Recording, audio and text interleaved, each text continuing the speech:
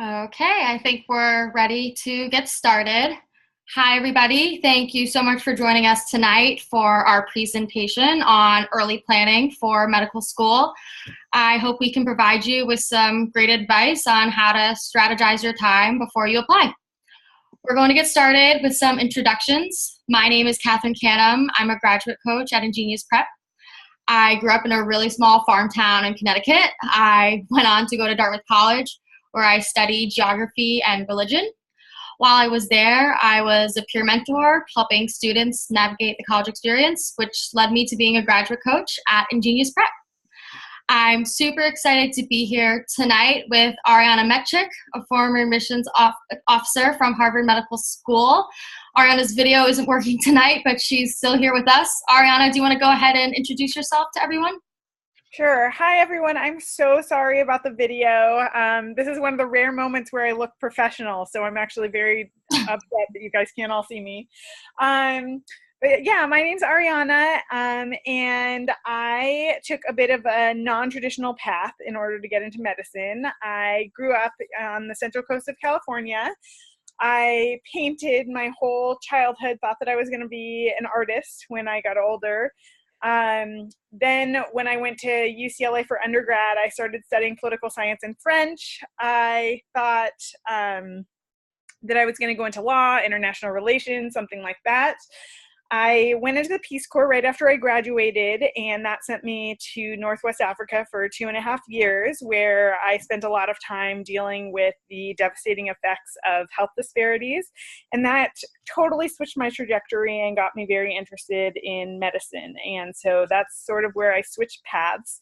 I came back, I worked for a nonprofit for a couple of years, and then after that, I did a post-bac program in order to do all of my science courses at Johns Hopkins.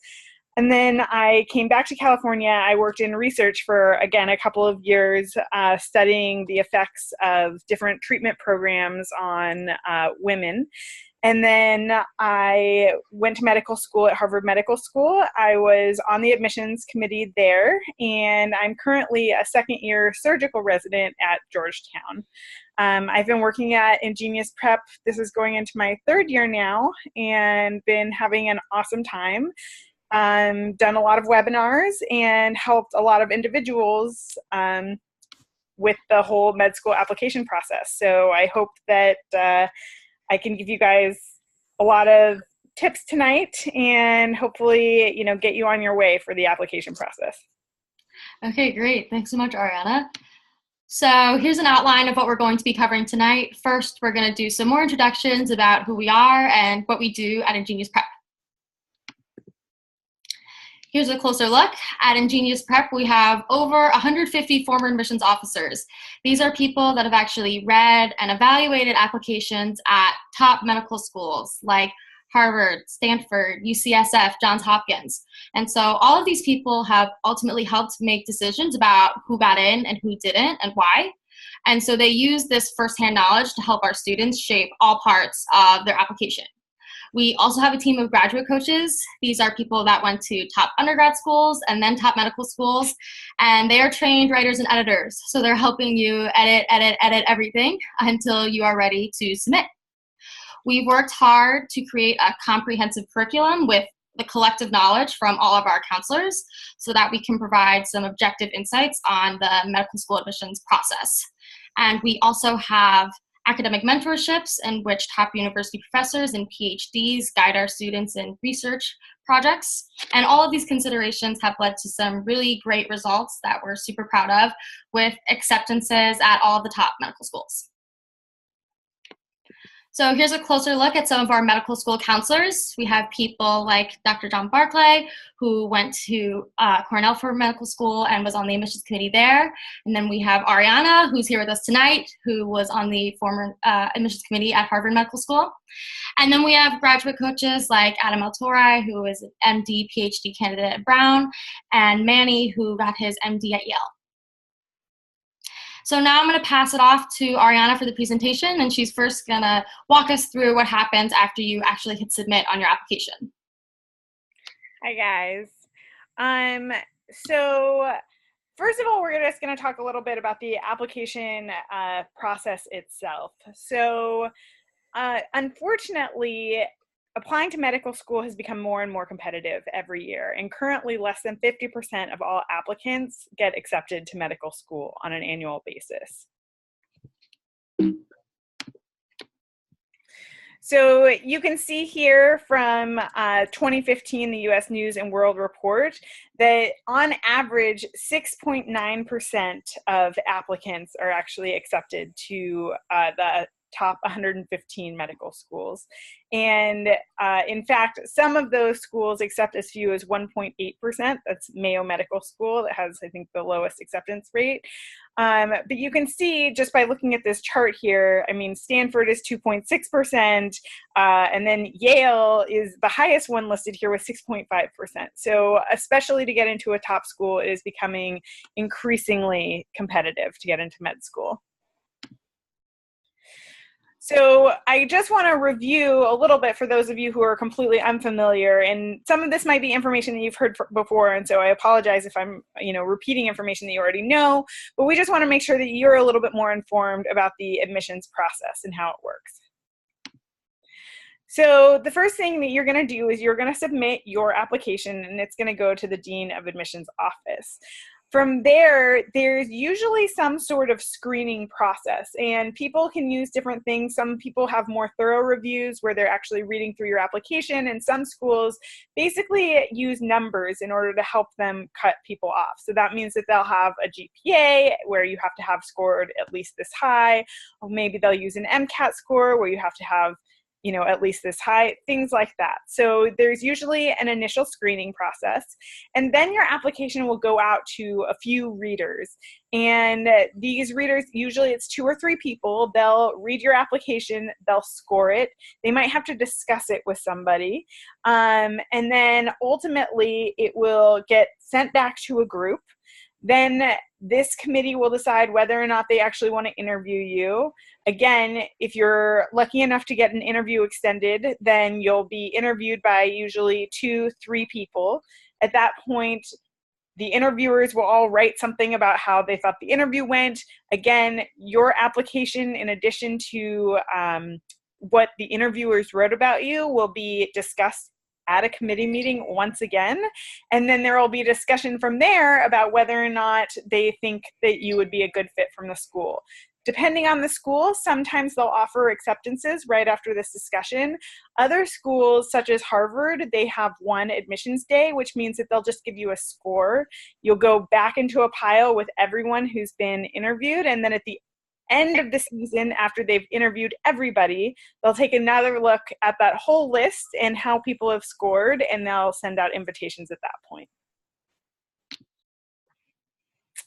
So in all of this extensive application process, people are really just trying to figure out a couple of things. They're looking for people who are going to help complement their class and who they think are going to be strong physicians.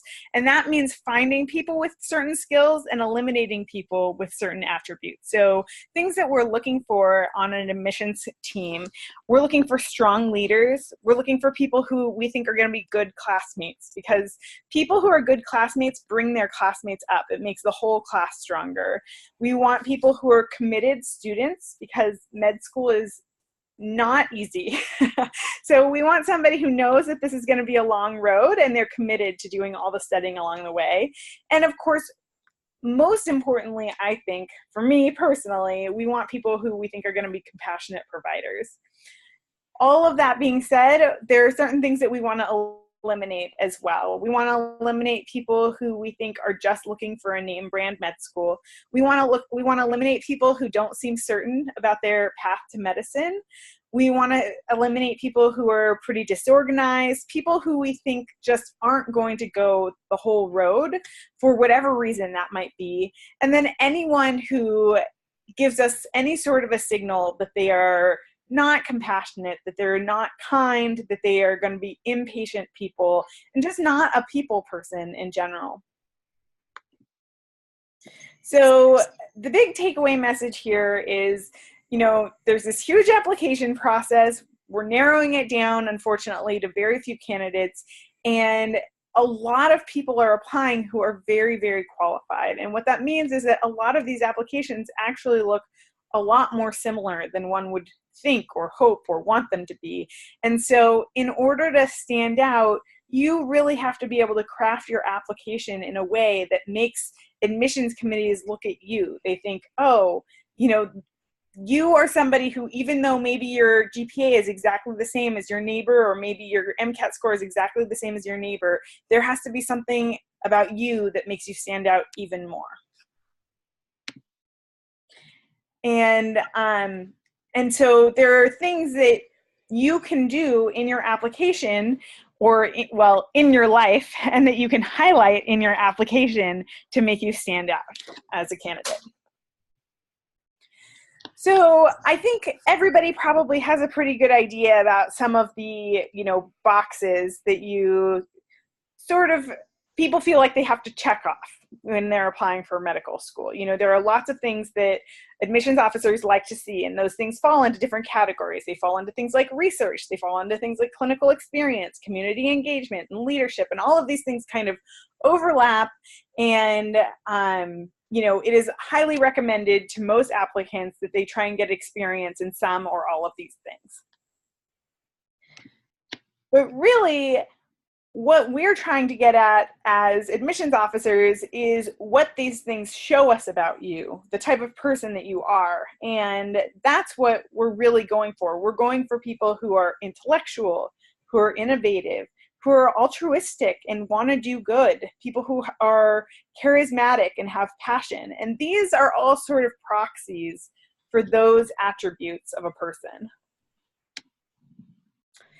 Now, I just mentioned the fact that lots of times there's this sentiment or feeling, or that it's expressed even, that there are lots of check boxes that you, in order to get into medical school, just have to try and check off as many as you can. And to a degree, there is some truth in that. However, I think that there's a very different way of looking at it that will help you stand out as an applicant, whether you've done a little bit of everything or a lot of something. So, when people talk about trying to check all the boxes off, sometimes what that turns into is, I did a 1-week volunteer stint in Guatemala, and then I shadowed a physician 3 times last month, and I did, 2 months of research in a lab, et cetera, et cetera. And it's all very short, but honestly not very meaningful things. So I think this is a common trap that applicants fall into. They do a ton of things, but most of them are very short. They're not necessarily leaders in any of the projects, and there's just not a lot of substance to back up what they've actually done. So while it's technically true, somebody who has done a 1-week trip in Guatemala and shadowed somebody 3 times and done 2 months of research, technically they've done everything that we are kind of asking you to do as a med school applicant. But the reality is you're not really getting to the essence of what we want you to do, which is we want you to show us that you are a leader, that you're somebody who cares about something and that you can follow through and be committed, and that you can accomplish things. And that is what we want to see, because medical school is all about a long road that you are going to have to follow through. You're going to have to study. You're going to have to work hard. You are going to have to be a self-learner, a self-promoter. And those are the things that we want to see in your application. So one of the things that we're going to talk about tonight is actually how to do something that will make you really stand out, which is develop a passion project. And obviously this is just a very, very quick overview, and it will take a lot more than the next 6 slides or whatever it is that we're going to show you in order to really do this on your own. But this is just to give you an idea that you don't have to, get involved in a research project that you have absolutely no interest in order to get into medical school. You can find something that you are really passionate about, and you can, if it doesn't exist, you can create it, and you can show us that you are so passionate about something that you are willing to go above and beyond in order to make it happen. So this is just a very brief outline of an idea of how you can start your own passion project. And it really takes 5 steps. 1, you have to reflect and think about what sort of project you want to do. 2, you have to plan. You have to figure out all the logistics in order to actually make it happen. 3, you want to gather your resources. 4, it's going to take some trial and error, see what works, see what doesn't work. And then 5, we're going to talk about actually building that into a legacy. So step 1, reflection. Essentially what this means is thinking about, what is it that I even care about? What am I passionate about? What am I curious about? What do I want to do? I have this time that I'm going to commit to a project. If I could do anything, what would that project be? So, this is an example of what one applicant might do. Let's say that your grandfather died from pneumonia after a long battle with emphysema. So this applicant, their grandfather continued to smoke until, unfortunately, they weren't able to breathe for themselves. The doctors weren't able to convince the grandfather to smoke, and as a result, the patient couldn't qualify for a lung transplant. And this applicant thought to themselves, I hope that when I'm a doctor, I can make people engage in healthy choices. So they're thinking, what can I do that will sort of allow me to, be involved in the anti-smoking movement right now? So they're starting to plan and think. And a big, very key point in coming up with these projects is being realistic and knowing with yourself how much time can you honestly invest in something. We understand that you guys are all, in college, or maybe you've already graduated from college, in which case you might be working or something else. So don't try and save the world. You don't have to do that in order to do this project. You have to be realistic. Can I commit 4 hours a week? Can I commit 10 hours a week? Can I commit more than that? Anything is great, but just don't give yourself a project that you absolutely cannot achieve. And then think, okay, what are my interests? What are the possibilities for me to take a leadership role here? And what is my likelihood of success? And, start mulling these things over as you're brainstorming what you're going to do. So, for this applicant, he thought, I've heard about events that help people quit smoking, and maybe I could organize one on campus, something like a Run to Quit 5K or a Stop Smoking Dance Marathon. Or maybe he saw that there was a big tobacco research center at his local medical school, and he's thinking, maybe I could join a research project. So these are the type of things that he was thinking about. And then you have to start gathering your resources. So this means thinking about money. Unfortunately, pretty much everything costs money. So if there's not an organization that you're already joining that has funds, start thinking about where you could get funds from. Are there grants that you can apply for? Are there local sororities that could get involved? Can you do a fundraiser? If there's not already a team that's working on this, see if you can get a team together in order to help you out. And I think that one of the most important things here is finding a mentor to support you. I think that having a mentor is really important for a lot of reasons, but one of the most important ones is really just to have somebody who can help guide you, and not just with this project, but hopefully through the next stages of your life. You are in the process of applying for something that's very hard, and applying in medicine, it's not that you cannot have a very full life outside of medicine. I mean, I have an amazing husband. I have a child. I love my life outside of my job. But medicine is a very all-encompassing thing. And so to have somebody who can support you as you're figuring out your trajectory into this world is really nice and important. And so having somebody who will be by your side during this is, a great way to move forward. So let's say that this applicant decided to actually organize a 5K. They applied for funding from the school's athletic department and health department. They got a sorority sponsor. They received a sponsorship from a smoking awareness association. And they decided to join a research project at the Tobacco Research Center and found a lab mentor who loved the idea of the 5K and wants to help. So obviously this is like the dream come true. They have all of their stuff together now, and they are, they're creating a project completely from scratch. It's something that they're already passionate about, and they have both this very human component, but also a research component. And so as an admissions officer, I'm looking at this person and I'm thinking, okay, this is somebody who's passionate. This is somebody who cares about medicine, who cares about his own family, and that's how he was inspired to even do this. This is somebody who was a leader and able to get all of these resources together.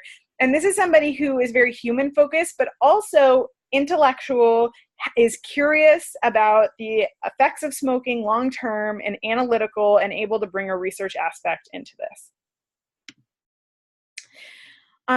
So just something to keep in mind, all of this is going to be trial and error, especially if you're starting something from scratch. There are going to be things that work, there are going to be things that don't work, and there are going to be things that work but that you just don't like. So this is, getting into med school is important if you want to be a doctor, but you also have to remember that this is your life and that you have to enjoy it along the road, because there's never going to be a good time for the next several years to just completely relax. And, it's always going to be hard. So you have to enjoy yourself through the hard. And that means, being honest with yourself and figuring out the things that you like and the things that are and aren't working. But that's okay. That said, make sure that you give it enough time to really make sure that you don't like it and or that it's not working. If you come up with the idea today, don't necessarily quit tomorrow because you think that it's not going to work. Let the idea expand, see who else you can get on board, see if there are other people that you can pull in to help your project survive. And then lastly, if you are lucky enough to come up with something that is working, that's going great, think about how you can keep this continuing even after you're gone. I think that this is really the key to any great project is sustainability. And I think that it shows a lot to us in the admissions office, but also just to whoever it is that you are doing this project for. Ultimately, if you're able to think about beyond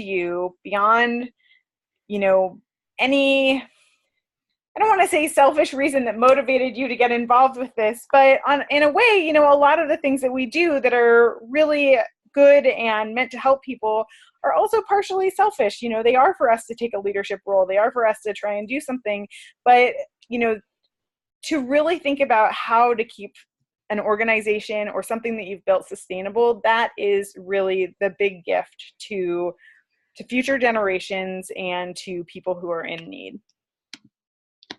So when it's time for you to leave a project, see if you can find somebody who's willing to take on the work. See if you can try and get some funding for the next round so that it's a little bit easier for the next person to get started and they don't feel so overwhelmed and they're actually able to take on that leadership project. And then, as I said before, you really need to nurture that relationship with your mentor. That's somebody who can really be there for you for the next, for the rest of your life, really. And you'll be surprised the extent to which just having connections will positively impact your life in medicine. So just remember also that not all of your passion projects have to be medicine related. At the end of the day, we recognize that you guys are people. We're people too. It's okay to have interests that are outside of medicine. What we want to see is that you're able to be a leader, that you care about something, that you are a good person. So you can show us that by doing something that's medically related. You can show us that by, like organizing a intramural sports tournament that didn't exist before, or being in charge of a sorority event, anything really. It's just you getting out there and showing us your skills in a concrete way. So, it's okay to be weird. When I was interviewing people, I interviewed people who were just like this sign kind of shows, like expert musicians. I interviewed people who were on national ski teams and then decided to leave the ski team and go into medicine. People who were obsessed with gardening, like we had the whole gamut of people that we interview, and we frankly don't want to be surrounded by people who have never left the lab. It's not that there isn't a place and a role for that person. Of course there is, but if 200 people filling a class are all people who have never left a lab, then they don't really have much to contribute, not just to medicine as a whole, but like to each other. A real class is a group of people who can complement each other and who bring in different perspectives, different assets, different strengths. And that comes from like having passions that are outside of medicine and having dreams and having different life experiences than the person who's sitting right next to you. So the next thing that we're going to talk about briefly is just planning for the MCAT. So first, a little question. What do you think for Johns Hopkins class entering in 2018, what the lowest MCAT score was? Here's a little A, B, C, D. So 505, 509, 512, or 518. You can type your answers or your thoughts in the chat box. Okay. All right, we're a bit all over the map here. Okay. To reveal the answer. So the actual answer was 512, was the lowest score, which, do you know, Catherine, what percentage that is? I don't off the top of my head, but okay. I can look that up following the webinar. Yeah, so we'll look into that. But the average, the lowest score was 512. The average score was a 518. So all that is to say that, unfortunately, especially at the top schools, the MCAT score, is increasing. It's getting higher and higher every year. And usually what schools tend to do is they kind of have a threshold for what is an acceptable MCAT score. And it will vary by school as to whether this is a hard cutoff or whether this is like a soft cutoff. But essentially, there is a score above which it will not be your MCAT score, which eliminates you from any schools. So that is to say that below an MCAT score, basically, you are less likely to be accepted to the majority of schools just based on that score. So thank you to Sophie, it looks like, who looked it up and said that that was around the 90th percentile. So obviously that's a very good score. And I don't think that you have to get in the 90th percentile to get into all medical schools by any means. But that just is to say that, especially at the top schools, it is getting increasingly competitive. And I think that you do really want to get above like the 75th percentile to really be safe in terms of getting into medical school this cycle, or whatever cycle it is that you happen to be applying for. Yeah, and just to chime in with Ariana here, so typically the threshold, I would say, is around the average MCAT score for that given school to just give you a sense of where you lie. But as Ariana said, there are a whole host of factors that go into account, but this number is important. So we would recommend that you do aim for something that is above a 510. That is like really to be competitive at some of the best schools in the country. Okay, so if you're getting below that, and first of all, you should do everything that you can to optimize your score. And one thing that I think that is very sad, but it is just a fact, is that it's getting more and more expensive to apply for medical school because of how competitive it is. Because, you know, in order to really succeed, like, we would recommend that you take a course for your MCAT score, because the people who take the course, they have an advantage, and we want you guys to have all of those advantages. So it's hard, but I do want to say, like, if you're not getting that score and you have taken the course and you really think that your top score is just not hitting that, that does not mean that you cannot get into medical school. But I will say that an MCAT score is important, and you should do everything possible to optimize your score. So you should set aside adequate time to study. If you are not scoring well and you think that you can score better, you should push back your test date, and you should take as many practice tests as possible. And I would definitely recommend joining a course if you can.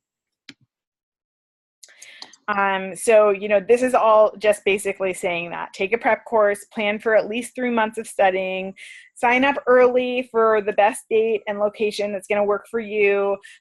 Even the day before, you know, like, make sure that you're doing all the things that you can to really optimize your ability to score well on the test. If you are traveling at all for where the MCAT is, get a hotel right next door, you know, make sure you get your sleep. Lighten your course load and extracurricular schedule well in advance in order to really plan to try and do your best on this test.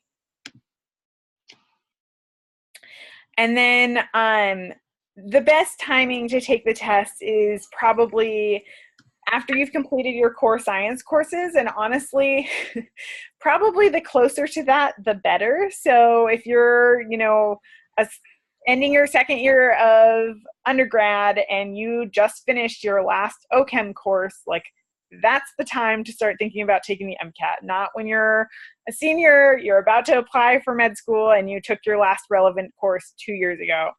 People will do it. Lots of people will do it. I did it. It's just obviously easier to do it when all of the material is actually fresh in your mind. And then you really should take the test at least 4 months before you're planning to apply, just because of the timing of when you get your scores back, when you need to submit for ERAS, et cetera, et cetera. So there is a shocking amount of planning that has to go into taking the MCAT. And then these are just some basic study tips. You know, focus your studying on critical thinking, not memorization. You know, there's a lot of test taking skills that can be learned that will help you with the MCAT rather than just rote memorization of facts. You should try to create your own study materials just to help you with the memorization that you do have to do.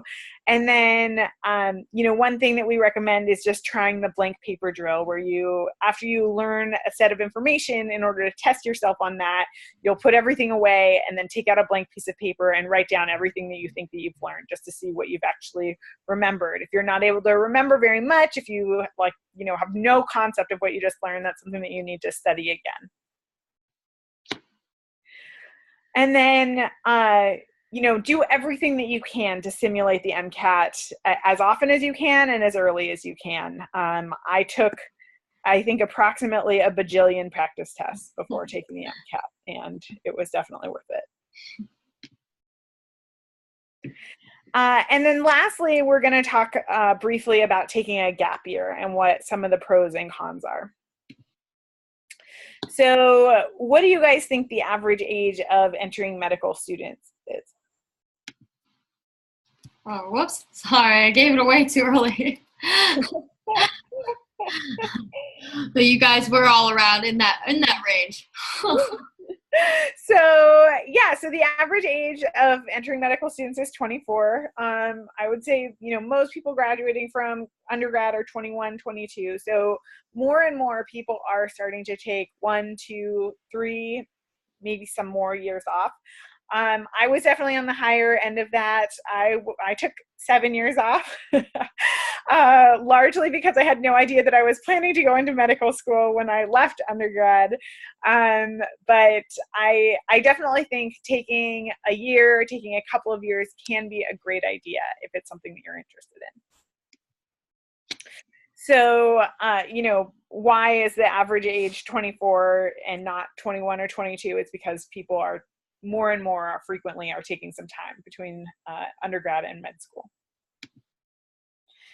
And there are a lot of benefits to taking a gap year. It's a chance to gain more work experience. It can allow you to dive deeper into your interests. It can allow you to explore new passions. It can give you some time to take a break from academics. I mean, I don't know about you guys, but by the time I got to the end of college, I was exhausted. I'd been a good student my whole life, and I also didn't really know what I wanted to do with my life at that point, but I knew I didn't want to spend one more day in a classroom at that moment. And med school is hard. So going right from, however many years of school that is, 12, 16, right into another 4 years of med school, that can be rough. It gives you an opportunity to reflect on why med school is the next step. If you have thought that you were going to be a doctor since you were 6 years old, and you get to the end of college and you're like, I'm not so sure if I want to be a doctor, take some time, think about it. And then it also gives you an opportunity to save money for tuition. This is not something that gets talked about very often, but pretty much every single medical school will take your parents' finances into account when they are discussing your financial aid. And what that means is that no matter how much money your parents are willing to help contribute to your academics, and no matter if you have been completely financially independent for the last year, for the last 10 years, it doesn't matter. Your parents' finances will have to go into your financial aid application. And so if you are not somebody who's going to be able to get support from your parents, taking a gap year and working and saving some money might be like an actually very smart and fiscally responsible thing to do.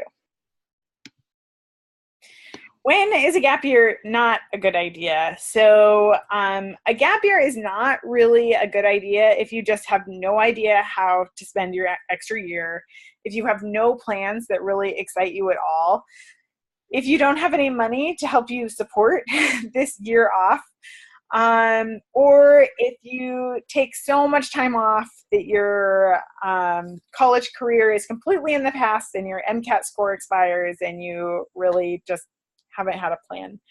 Now, again, as somebody who took 7 years off, there are exceptions to every rule, but obviously it's going to be case dependent, and there is such a thing as taking too much time off, both from an admissions perspective, where you really have to think about, is this person really invested in going to med school? And also from your perspective, because I will say that there are things that, I'm a second year surgical resident, which surgical residency is long. It's 5 to 7 years. And I'm 35. And there are things that it's like, I'm not 22 pulling an all-nighter anymore on my 24-hour shifts. It's different. And I think, looking forward and being like, okay, I've got 5 more years of training. That's one thing when you're 26, fresh out of medical school. And it's one thing when you're 35 and thinking, I'm going to hold my first real job at 40. So these are just things to think of as you're making these calculations in your head. So, just kind of going back to this, there are a lot of great pros to taking a gap year.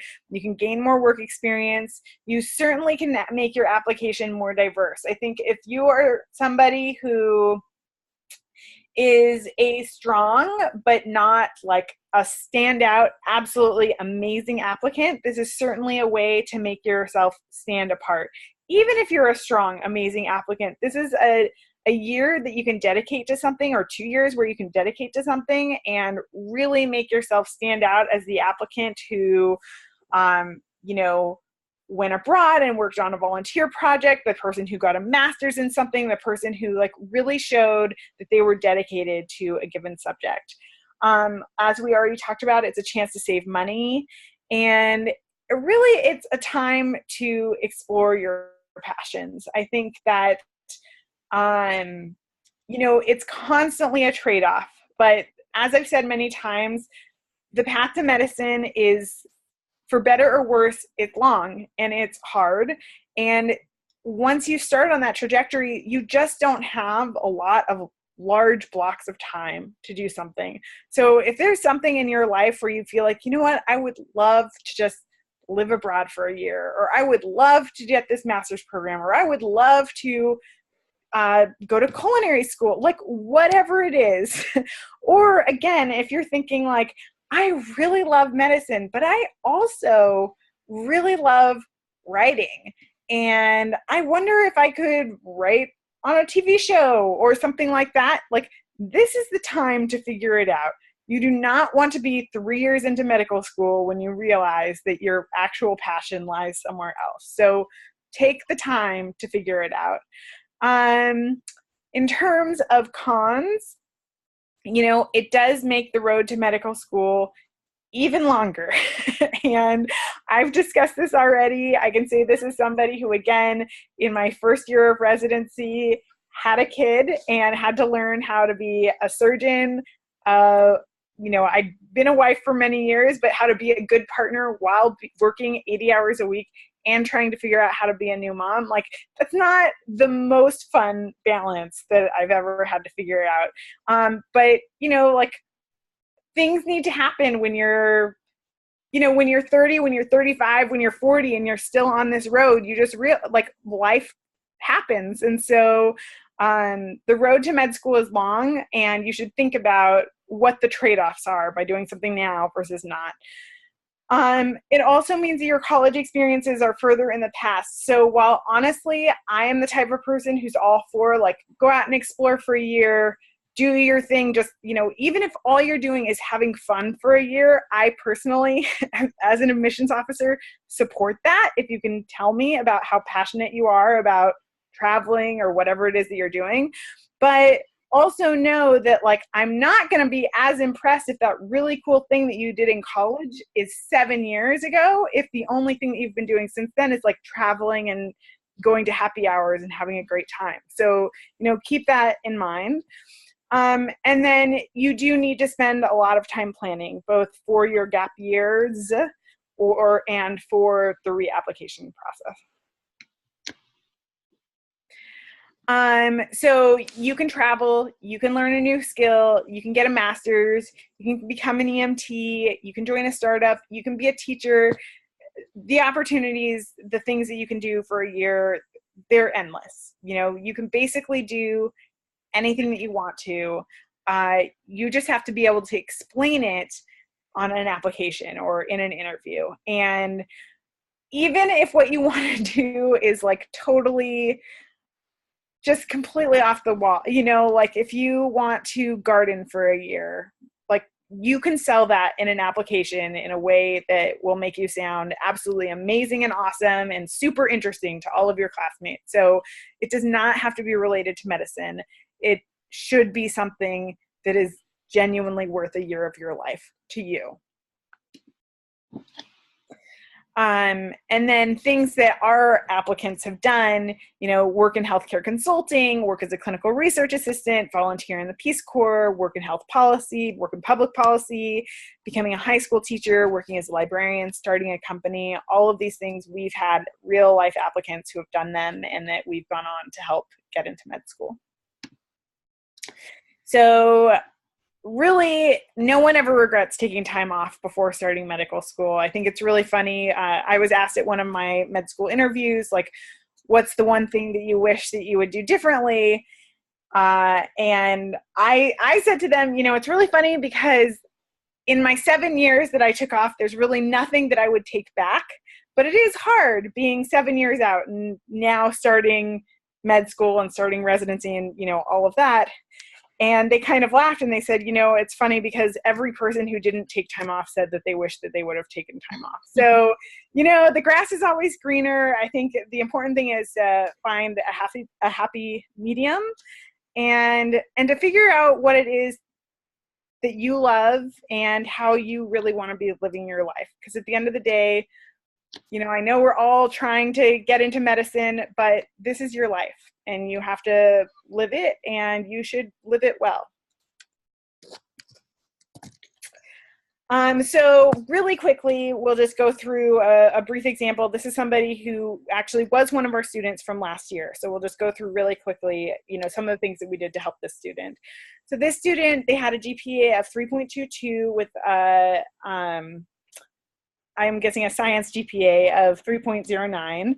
They were from a top 20 college. Their MCAT was 504, and they majored in biological basis of behavior. So as an admissions officer, I'll just tell you, what I'm thinking. I'm thinking, this is like somebody who their major was probably very hard. They're from a top 20 college. Their GPA is okay, but it's not amazing. And their MCAT score, again, is like good, but not amazing. So like, when I look at those numbers, I'm not thinking, like based on the numbers, this is someone we absolutely have to have. I will also be honest and say I'm not really a numbers person, so there are very few people where I think that simply on their numbers. But that being said, there are lots of people in the admissions offices who do think that way. So the numbers are important. AA had actually already applied the previous cycle directly out of undergrad and did not receive interview invitations anywhere. So she had to reapply, and she decided to put a gap year in for her second round of applications. So, one thing that's really great about InGenius, I think, is that they do a lot of personalization, and part of that personalization is trying to figure out who would the best coach be for you as a person. So they paired AA with the right counselor, and AA had prior experience with immigrating to the US, and that was a large part of her personal story. And so they actually paired her with a counselor who had a similar background, and they were able to really connect and discuss how that type of experience had motivated AA to become a doctor in the first place. And then they focused on emphasizing her depth of experience conducting research in her gap year. And so this is just sort of like an example of the things that have gone, back and forth between AA and her counselor. This is an email from the counselor. It says, "Hope you're enjoying your vacation. This is a great start, but needs a good amount of work. I'll put in suggestions. Furthermore, attached is my own personal statement for reference. It will give you an example of how to use stories and flow to really get your point across. As always, hit me up with whatever your questions you might have." So this is just an example of the type of exchange that happens quite regularly, both with your admissions officer and also with your graduate coach, that is going to help get you through the application cycle.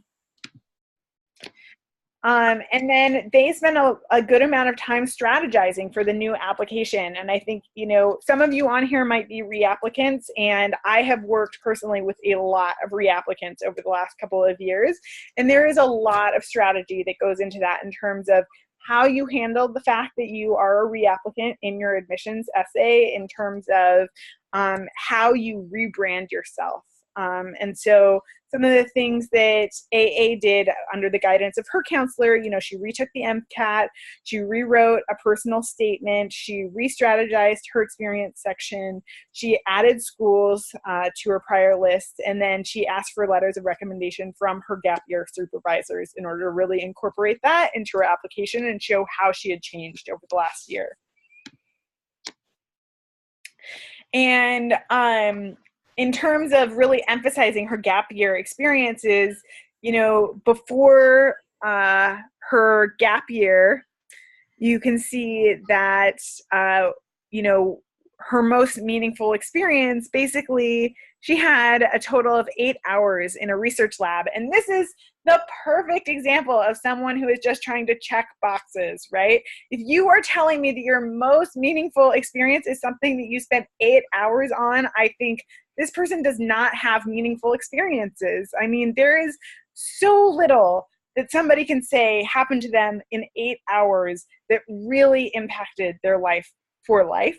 Whereas, look at this, like after her gap year, she had 100 hours. And, even that, to be totally honest, for like a most meaningful experience is still like very borderline. But it shows that she put in so much more than what she originally had. And then, they had her draft a completely new personal statement, and you can see her here, that the graduate coach is giving a lot of comments, kind of instructing her on what she's focusing on, what the graduate coach is reading versus what she thinks that she wants or what the applicant is trying to say, et cetera, et cetera. And AA got accepted to the Medical College of Wisconsin, which is ranked number 43 for primary care. Okay, great. Thank you so much, Ariana. Here is a quick look at our medical school acceptances. We are so proud of all the hard work of our students and our counselors that have led to these great results with acceptances at Harvard, Yale, Duke, WashU, UCSF, Northwestern, and many more. I'm just going to quickly overview our programs and then open it up to questions for Ariana. First, we have candidacy building. This starts as early as your freshman year in college, and this is all about the early planning and strategizing that we've been talking about on this webinar today. Starting your passion project, thinking ahead about the MCAT, thinking about a gap year with your own former admissions officer and graduate coach. We also have application counseling. This is happening right now, and this is all about drafting and crafting your perfect medical school application with a former admissions officer and a graduate coach. We also do offer programs just centered around the secondary applications if you have already submitted your primary. And throughout the cycle, we offer interview prep. This is strategy and mock interview sessions with a former admissions officer and a graduate coach to really simulate the interview experience and assess your strengths and weaknesses. So if you're interested in learning more about our programs or would like an assessment on your medical school candidacy, you can email me at catherine.canham@ingeniusprep.com for a free consultation to get started. All right, we're now going to open it up for a few questions with Ariana. Ariana, one question that I saw pop up through the presentation was that, is it actually a disadvantage at this point if you don't take a gap year and you are going up a lot of candidates that have longer and more extensive work experience if your experiences throughout college have been shorter, and in what situation would you still be fit to apply right out of college? Yeah, I think, that's a great question. It's an interesting question. And I think the thing is that honestly, at the end of the day, med schools still want a very balanced group. So, it's rare that there isn't still a pretty good split amongst the candidates or amongst any med school in terms of who they're accepting. I think there's still a large segment of the population that they're taking directly from medical school, because that actually, in some ways, that's becoming the diversity, is people who are going straight through.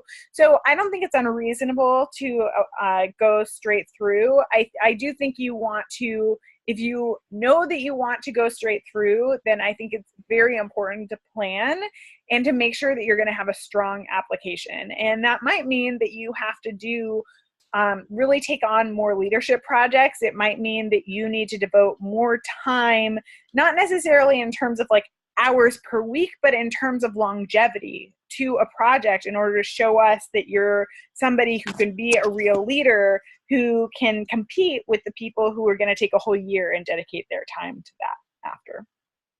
Definitely. So Ariana, we have a question. If you have any tips on how to relate an experience that really is non-medical back to your medical school goals? Yeah, so that's a great question. I mean, I think the thing is that everything that we do, we take something away from that, things that we learn, things that we gain from that experience, and those all make us into the people that we are and ultimately will shape who we are as doctors. So, maybe you didn't have the luxury of volunteering while you were growing up because you had to work to support yourself. And maybe the work that you could find was as a waiter in a restaurant. But that probably taught you to multitask. It probably taught you how to be around other people. And, it's all about customer service. It's about pleasing others. It's about being efficient. It's about, all of these things that you have to do in order to be a successful waiter. All of those will be relevant as a doctor, where it's all about pleasing the customer. It's about being efficient. It's about, handling way too many things all at once. It's about your memory, all of these things. And basically any weird thing that you like to be involved in, you can draw out the things that you were able to gain from that, the things that brought into your life, and you can make it relatable to how it will make you a better doctor in the end. Absolutely. So, Ariana, from your experience, do med schools really look down upon people that have taken the MCAT multiple times? How should applicants approach that? Yeah, so I think it is definitely better to have one solid score. I mean, there's just no way to get around that, unfortunately.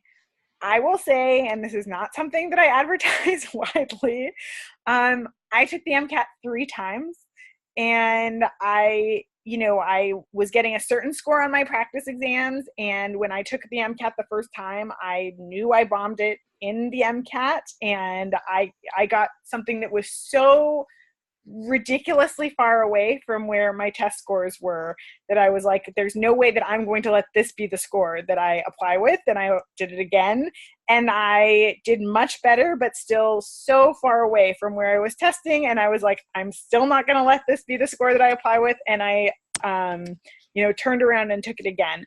And thank God I did, because I went to Harvard Medical School at the end of that, and I certainly would not have done that with my initial score. So I think that part of it is about trying to be as prepared as you can be the first time you take it. The other thing is being realistic about what you think you can do. If you got a borderline score, but really you do not have the practice tests, you've already taken courses, like if you don't have practice tests saying that you're going to do significantly better, you've already taken courses in order to get that score, then you have to think realistically, because I will say that if you take the score, or if you take the test twice and you do better, that's awesome. But if you take the test twice and you do worse your second time, or even exactly the same, that does not reflect well.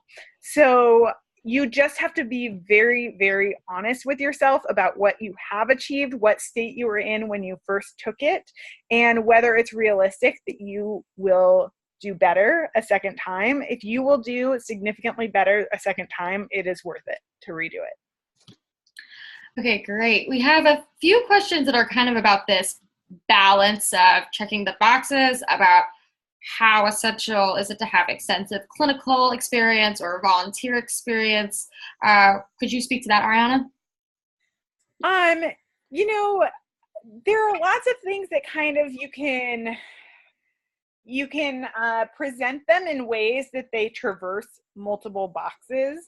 So I think that having some sort of clinical experience is important. And I think that the reason for that is because we all want to know that you know what you're getting into.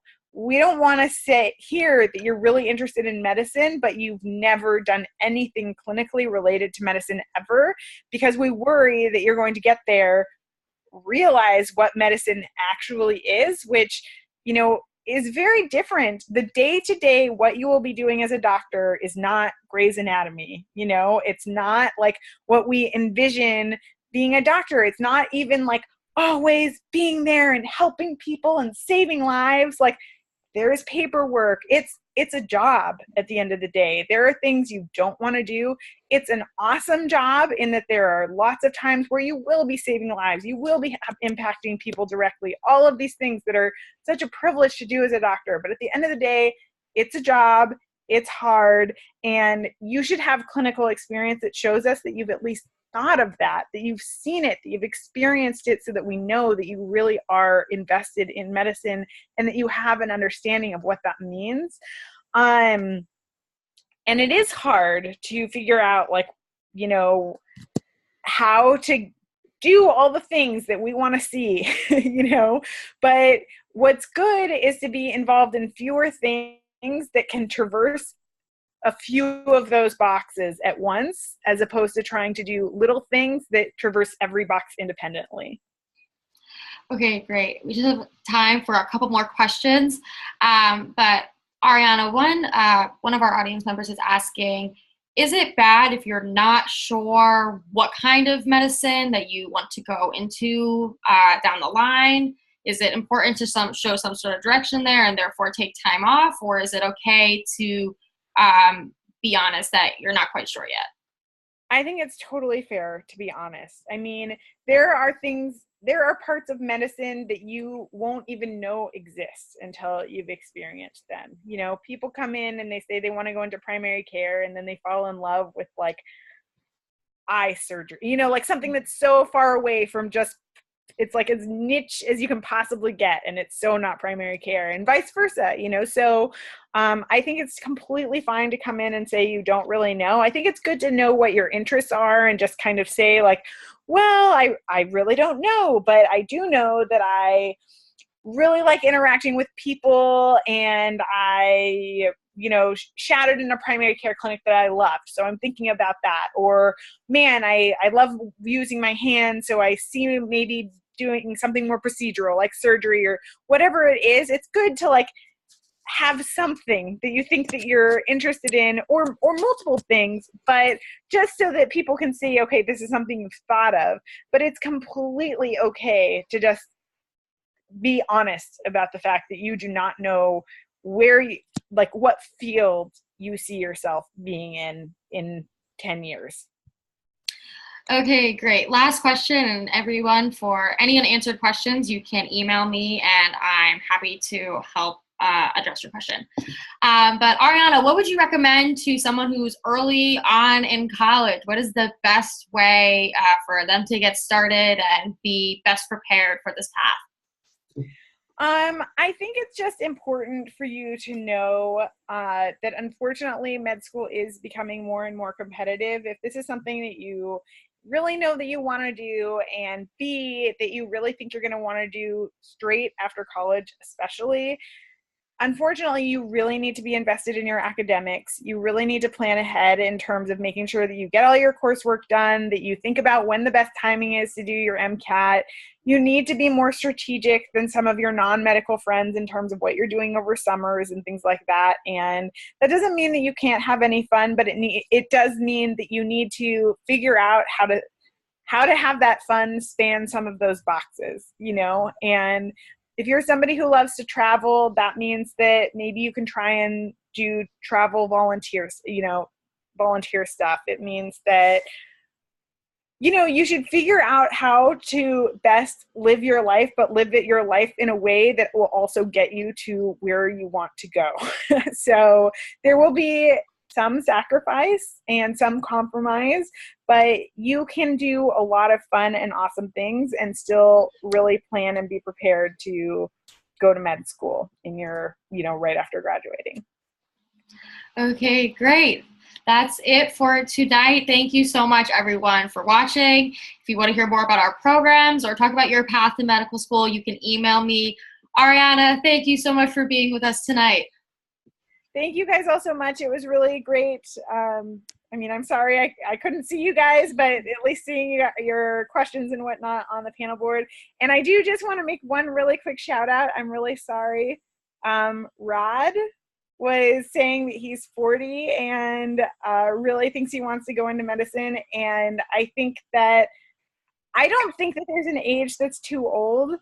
I do think you should be very thoughtful about it and what it really means, because again, the path is just shockingly long. So think about if there are other aspects of medicine that you would really be interested in. Could you see yourself as a PA? Could you see yourself as an NP? Other paths that like are, you know, still amazing trajectories that allow you to be involved in medicine. If you really can't see yourself as that, then you should go into medicine. You just have to know what you're getting into. Okay? Okay, thank you so much, Ariana. Good night, everyone. Have a good night. Bye.